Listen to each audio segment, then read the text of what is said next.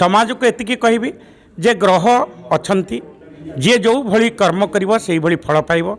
ज्योतिर्विधि माने होती मार्गदर्शक, ज्योतिर्विधि माने भाग्य विधाता भगवान नुहंती।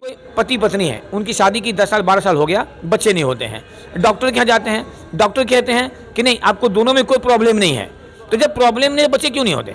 जब वही जाते हैं ज्योतिष के पास, उनका ग्रह का निवारण होता है, बच्चे हो जाते हैं। एथिर मुख्य उद्देश्य होची ज्योतिष हो बा वास्तुशास्त्र हो, ये शास्त्र पछरे लुचि रही वैज्ञानिक तत्व को, वैज्ञानिक पद्धति को लोकलोचन को आनिबा। इच्छन्ति दाम्भिके रखिबा को हस्ते समस्तंक भाग्य डोरी, निज भाग्य डोरी काल हस्ते बंदा पकांती हेले पासरी। डॉक्टर किसी का ब्लड टेस्ट करके बताते हैं कि डायबिटीज हो गया, लेकिन ज्योतिष एक ऐसा माध्यम होता है कि व्यक्ति के जैसे बच्चे जन्म लेते हैं ना, वो लिख देते हैं कि इस उम्र में इसको डायबिटीज हो जाएगा, और हो जाता है।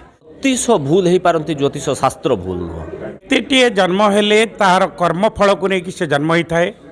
करुथिबा कर्म क्रियमाण, जहाँ करिके रखीचे ता होची संचित, जहाँ भोग करुचे ता होची पार।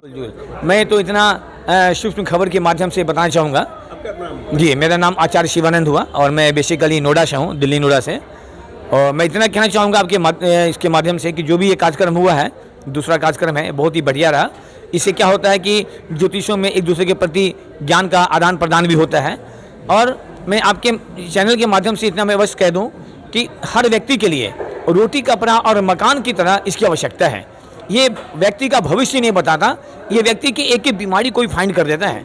मैं आपको छोटा सा उदाहरण देना चाहूँगा कि एक डॉक्टर किसी का ब्लड टेस्ट करके बताते हैं कि डायबिटीज हो गया, लेकिन ज्योतिष एक ऐसा माध्यम होता है कि व्यक्ति के जैसे बच्चे जन्म लेते हैं ना, वो लिख देते हैं कि इस उम्र में इसको डायबिटीज हो जाएगा, और हो जाता है। ये मामूली चीज़ नहीं है। तो हम आपके माध्यम से जो उड़ीसा सरकार है, मैं उड़ीसा सरकार को एक मैसेज देना चाहूँगा। मैंने ऐसे सेंट्रल की जो हेल्थ मिनिस्टर है JP नड्डा से मैंने बात करी है, और स्वास्थ्य मंत्री जो हैं, कि मेडिकल साइंस को एस्ट्रोलॉजी से जोड़ा जाए। क्योंकि हमारे पास ऐसे बहुत सारे केसेज आए हैं कि उसको मेडिकल साइंस के साथ साथ यदि हमने ग्रहों का निवारण किया है ना, तो व्यक्ति बहुत अच्छा लाभ लेता है। देखिए, छोटा सा उदाहरण मैं दे रहा हूँ कि कोई पति पत्नी है, उनकी शादी की 10 साल 12 साल हो गया, बच्चे नहीं होते हैं। डॉक्टर के यहाँ जाते हैं, डॉक्टर कहते हैं कि नहीं आपको दोनों में कोई प्रॉब्लम नहीं है। तो जब प्रॉब्लम नहीं है बच्चे क्यों नहीं होते?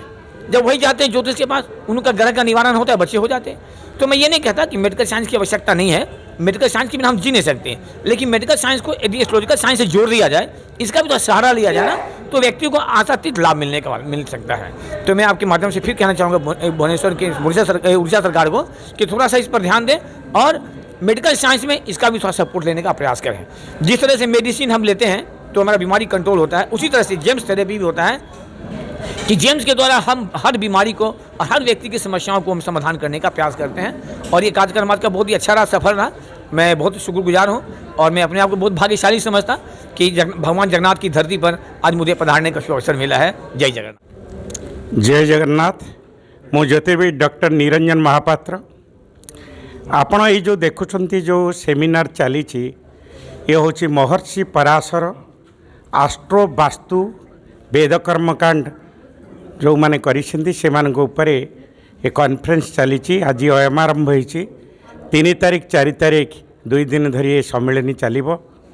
भारत वर्षर अनेक ज्योतिर्विद वास्तुविद कर्मकांडविद माने एकत्रित होती। कारण भारत हूँ आध्यात्मिक जगत गुरु। ज्योतिष शास्त्र हेठू अन्यतम। अचिंतन विषय चिंता करिपारिबा, अश्रुति विषय शुणिपार, अज्ञात विषय जानीपर, जहाँ हूँ त्रिकालदर्शींकर ये हूँ साधना। ये साधना हूँ ज्योतिर्विद्यार रही, जो कि ज्योतिष मानू दैविज्ञ बोली कहुए। ये जो सेमिनार ये अनुष्ठित होची बहु विज्ञ प्राज्ञ अनुभूति संपन्न ज्योतिर्विद वास्तुविद कर्मकांडविद आसछन्ति। तेणुकरी ज्योतिर्विद माने खाली जे ज्योतिष शास्त्र को गणना करती ता नुहे। आमर रही 9टी ग्रह, 12टी राशि, 27टी नक्षत्र, ग्रह मानकर दशा, अंतर्दशा, प्रत्यंतर दशा, सूक्ष्म दशा और घरटी केमिति निर्माण करिबा, को दिगरे को घर थिले कौन शुभ फल मिले एवं अशुभ वास्तु को खंडन पाई को वृक्ष लगेले वास्तुदोष खंडन होता है। ये विषय में आमर सम्यक आलोचना हम। तेणुकरी ये कार्यक्रम को आम मानकर एतिकी कहिबार अछि जे भारत होछि गोटे आध्यात्मिकर देश, ऋषिमुनिर देश। ये सबकिछि असंभव को संभव में परिणत करेंगे। ज्योतिष हूँ तन्मध्य अन्यतम।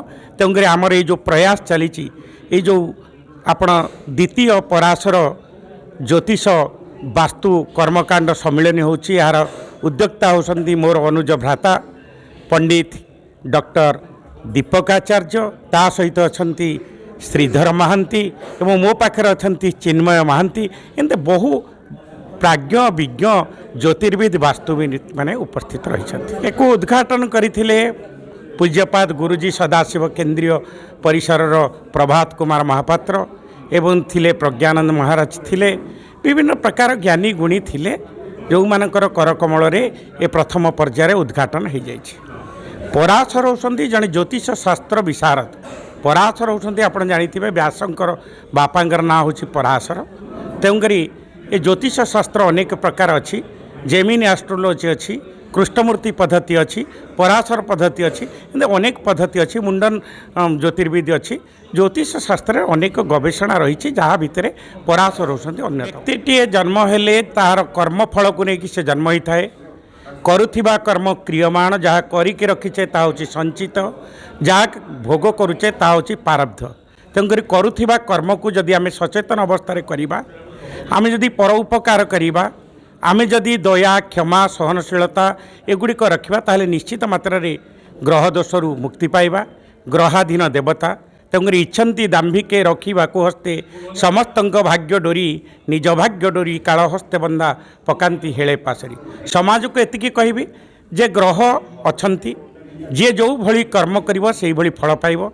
ज्योतिर्विधि माने होसंती मार्गदर्शक ज्योतिर्विधि माने भाग्य विधाता भगवान नुहंती किंतु आपण ग्रह मानकर शुभाशुभ फल को देखी दशा महादशा अंतर्दशा प्रत्यंतर दशा गणना करी कुंडली को विचार करी फलादेश करी आपण को अबाटरू बाट को जमती आणती सेमती आपण को दिग्दर्शन दे। जय जगन्नाथ मो ज्योतिर्विद डॉक्टर चिन्मय महांती ये आज जो कॉन्फ्रेंस होची सेकेंड महर्षि पराशर पक्षर जो आज जो कॉन्फ्रेंस होची यार मुख्य उद्देश्य होची ज्योतिष भूल हो पारती ज्योतिष शास्त्र भूल नुह यार प्रमाण पाई केवल जुक्ति परामर्श तर्क वितर्क या पछरे लुचि रही अनेक वैज्ञानिक तत्वर रहस्य खोजापी ये जो प्रयास चलती या आमर डॉक्टर दीपकाचार्य द्वारा ये सेकेंड पराशर ज्योतिष संघ ये कॉन्फ्रेंस आज आयोजन कर मुख्य उद्देश्य होची ज्योतिष हो